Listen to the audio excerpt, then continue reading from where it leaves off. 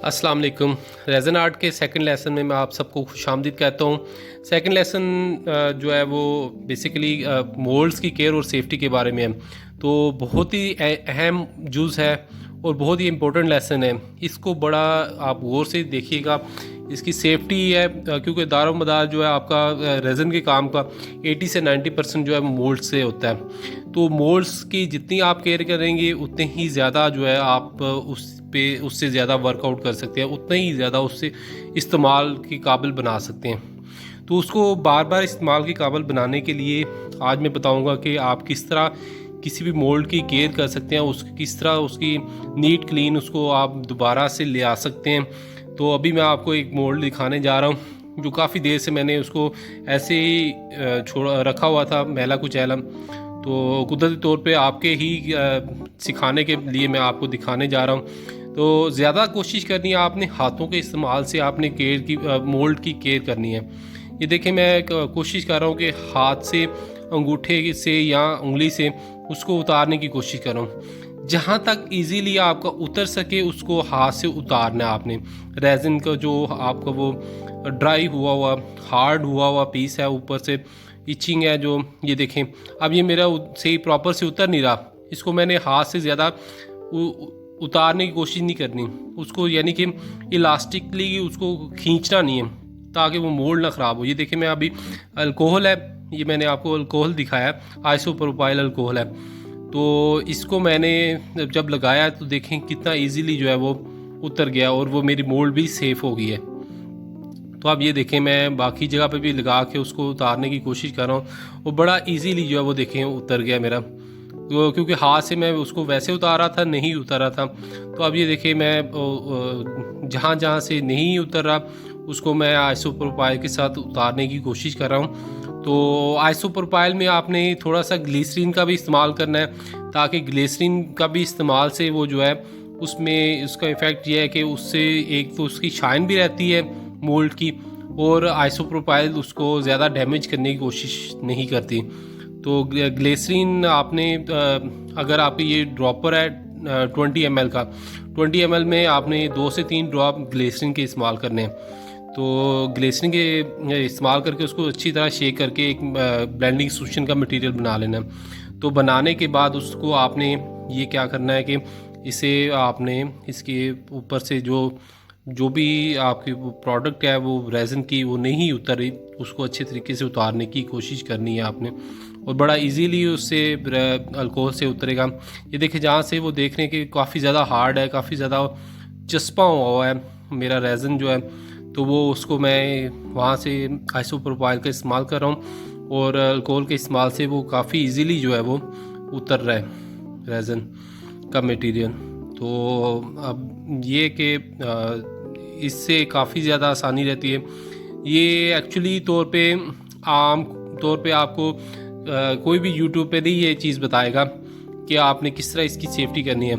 आम तौर पे वार्म वाटर के साथ मैंने काफ़ी कोशिश की है, लेकिन वार्म वाटर में ये इफ़ेक्ट आता है कि काफ़ी तौर पे कुछ ऐसी चीज़ें होती है कि वो वार्म वाटर में जो है वो गर्म पानी में आप नीम गर्म पानी में आप उसको भी सेव कर सकते हैं, लेकिन कई ऐसी जगहों पे आप वो इफ़ेक्ट नहीं करता। वो मैं आपको दिखाऊंगा।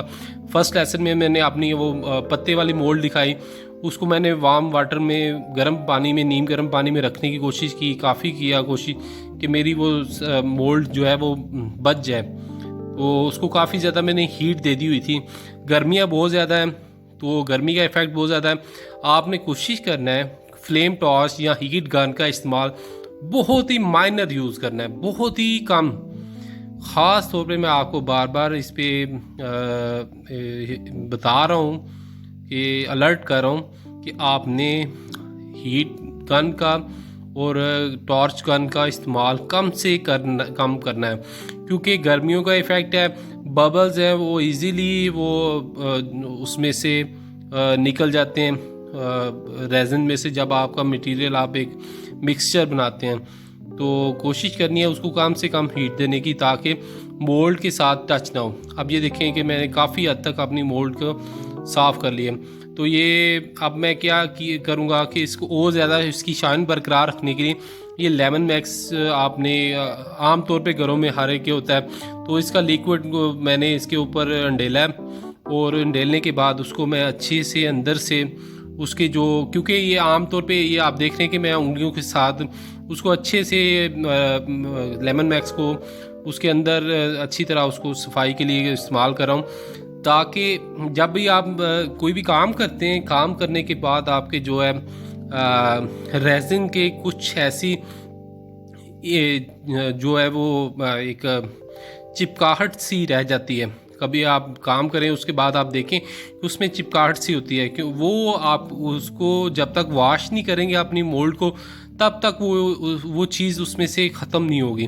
तो वो ख़त्म करने के लिए आपको ये लेमन मैक्स लिक्विड वॉशिंग से सोप से वो आपको सफाई करनी पड़ेगी, और उसके साफ़ करने के बाद उसके बाद आपने टिश्यू से अच्छे से इसको ड्राई कर लेना है, ताकि पानी का एक भी कतरा इसमें बिल्कुल ना रहे।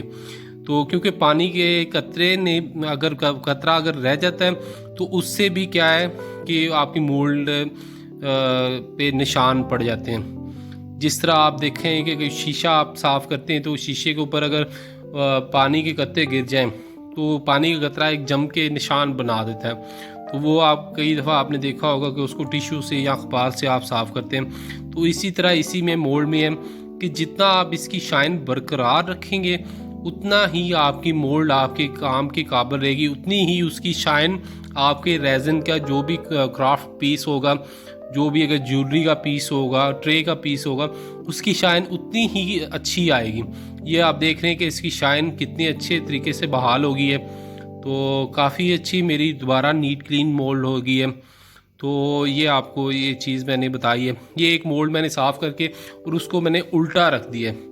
कोशिश करनी है आपने जब भी उसको मोल्ड को इस्तेमाल करना है उसके बाद उसको क्या करना है, आपने उल्टा करना है। ये देखिए सीधी थी, उसको मैंने उल्टा करके मैं अब ये टिश्यू पेपर के ऊपर इसको मैंने उल्टा करके रख दिया। आपने हमेशा कोशिश करनी है कि टिश्यू पेपर के ऊपर आपने उल्टा करके रख देना, ताकि अगर कोई छोटा सा भी पानी का कतरा रह गया, ड्रॉप रह गया, वो नीचे की तरफ आके ड्राई हो जाए टिश्यू पेपर पे। तो ये देखें अब मैंने इसको नहीं इतना ज़्यादा साफ़ नीटिंग किया तो वो काफ़ी ज़्यादा इसी तरह गंदी होगी और इसके साथ काफ़ी ज़्यादा रेज़न का मटेरियल चिस्पा हो चुका हुआ है। तो अगर आप ज़्यादा लंबे अरसे तक उसको इसी तरह छोड़ देंगे तो वो दोबारा इस काबिल नहीं हो सकती कि वो उसको ऊपर से उसके रेज़न का मटेरियल उतारा जा सके।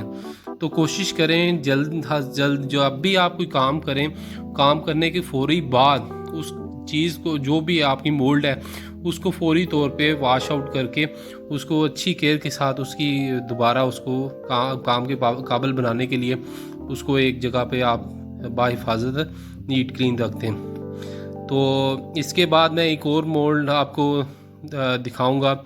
ये जो है वो कॉम के बारे में है। तो ये आप देखेंगे, ये देखें कि मैं दिखा रहा हूँ कि इसके ऊपर छोटे छोटे रेज़न के ड्रॉप्स गिरे हुए हैं। इस पर मैंने काम नहीं किया था लेकिन इसके ऊपर रेज़न के काफ़ी ज़्यादा कतरे गिरे हुए थे। तो ये इसको भी काफ़ी देर से छोड़ा था।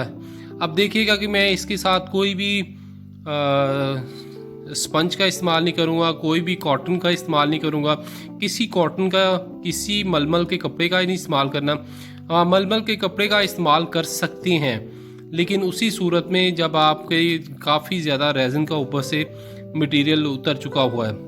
तो उसके जब आपने सिर्फ वॉशिंग सोप का ही इस्तेमाल कर रहे होगे तो तभी आपने मलमल का कपड़ा सिर्फ इस्तेमाल कर सकते हैं, कॉटन भी नहीं इस्तेमाल कर सकते और ना ही स्पंज इस्तेमाल कर सकते हैं। सिर्फ कोशिश करें आप हाथ के इस्तेमाल से उसको नीट क्लीन करें।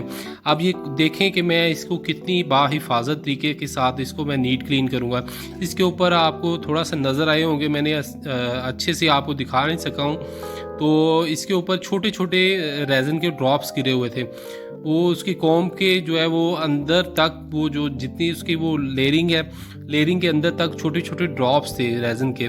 तो उसको मैं आप ये देखें उंगलियों के साथ वो अच्छे से उसको मैंने वॉशिंग सोप का इस्तेमाल किया और वो उसको बार बार मैं उसको हर लाइन में से गुजार के उंगली को अच्छे से उसको मैं सफाई कर रहा हूँ ताकि मेरी ये मोल्ड अच्छे से क्लीन हो सके। तो अभी देखिएगा कि कितनी ज़्यादा बिल्कुल ऐसे नीट क्लीन मेरी मोल्ड जो है वो आपके सामने आएगी, और उसको मैं दोबारा इस्तेमाल के काबिल अच्छे से बना सकूँगा। तो ये चीज़ें हैं जो बेसिक चीज़ें आपको मैं बताना चाह रहा था कि जिनसे आपकी मोल्ड जो है वो बहुत अच्छा वर्कआउट कर सकती है और लंबे अरसे तक आप उसको अपने इस्तेमाल के काबिल बना सकते हैं। तो अभी ये देखें कि मेरे पानी के अंदर नॉर्मल टेम्परेचर का पानी है, कोई वार्म वाटर नहीं है, ये बिल्कुल नॉर्मल टेम्परेचर का पानी मैंने इस्तेमाल किया है, टब में इस्तेमाल किया है, ताकि इजीली जो है वो आप इसको सिंक में भी रख के इस्तेमाल कर सकते हैं, प्रेशर के पानी के साथ भी इस्तेमाल कर सकते हैं। अब ये देखें कि काफ़ी हद तक मेरी मोल्ड बल्कि तकरीबन नीट क्लीन हो चुकी हुई है। तो अभी देखिएगा थोड़ा सा कैमरे से मेरा वो आउट हो गया, मैं उस चीज़ को, लेकिन आपको फिर भी अभी नज़र आ रहा है। अब इसको मैं क्या करूँगा कि टिश्यू पेपर के साथ अच्छे से उसको ड्राई कर लूँगा। तो ड्राई का प्रोसेस भी बहुत अहम है। जैसे मैंने आपको बताया कि शीशे के ऊपर आपके वो पानी के ज़रात एक निशान छोड़ जाते हैं, इसी तरह इस मोल्ड के ऊपर आपके जो है पानी के ड्रॉप्स निशान छोड़ जाएंगे। तो उनको निशान छोड़ने की बजाय, उससे बचने की बजाय, क्योंकि अगर निशान का स्पॉट, अगर पानी के निशान का स्पॉट रह गया तो जब भी आप कोई काम करेंगे तो वो ही स्पॉट जो है इन रिवर्स आपकी वो जो क्राफ्ट का पीस होगा रेज़न से, वो आपके पीस के ऊपर निशान वो नज़र आएगा। तो जितनी उसकी शाइन बरकरार रखेंगे मोल्ड की, उतने ही आपके मोल्ड वो रेज़न का पीस जो है वो मैं आपको बार बार इसीलिए बता रहा हूँ कि जब भी आप मोल्ड भी ख़रीदें वो तो सबसे अच्छी शाइन वाली मोल्ड ख़रीदें। तो जितनी अच्छी शाइन वाली मोल्ड होगी उतना ही अच्छा आपका जो है वो जो क्राफ्टिंग पीस है वो आपका शाइन वाला बनेगा। तो बाकी ये कि आप ये देखें कि मैंने इसकी केयर नहीं की, इसको हीट काफ़ी ज़्यादा दी। तो हीट देने की वजह से ये स्टार्टिंग में मैंने तो मेरी मोल्ड डैमेज हुई, काफ़ी ज़्यादा डैमेज हुई। ये जहाँ से आप देख रहे हैं कि फटी हुई है मेरी मोल्ड, वहाँ पे मैंने हीट ज़्यादा दी। तो हीट का ज़्यादा इस्तेमाल आपने नहीं करना, कोशिश करनी है कि उसके बबल्स जो हैं वो खुद ही ख़त्म हो जाए रेज़न के। ये देखें कि ये बहुत ज़्यादा मैंने हीट उसकी दी हुई है। अब मैं इसकी हीट बहुत ज़्यादा सिंपल स्पॉट के बराबर मैंने की है हीट। अब हीट गन की ये देखें, आपको थोड़ा सा उसका शोला नज़र आ रहा होगा, जस्ट इतना सा स्पॉट आपने, ये जो आजकल गर्मियाँ चल रही हैं, इतने स्पॉट पे आपने इतनी ज़्यादा हीट नहीं करनी जितनी ये मैंने अभी की हुई है। आपने हल्के से स्पॉट की हीट करके उससे आपने उसके बबल्स ख़त्म करने हैं। तो उम्मीद करता हूँ आपको मेरा काम इस चीज़ के केयर के बारे में पसंद आया होगा। उम्मीद करता हूँ आप भी इस काम को जान जाएंगे। जज़ाकल्लाह, अल्लाह हाफ़िज़।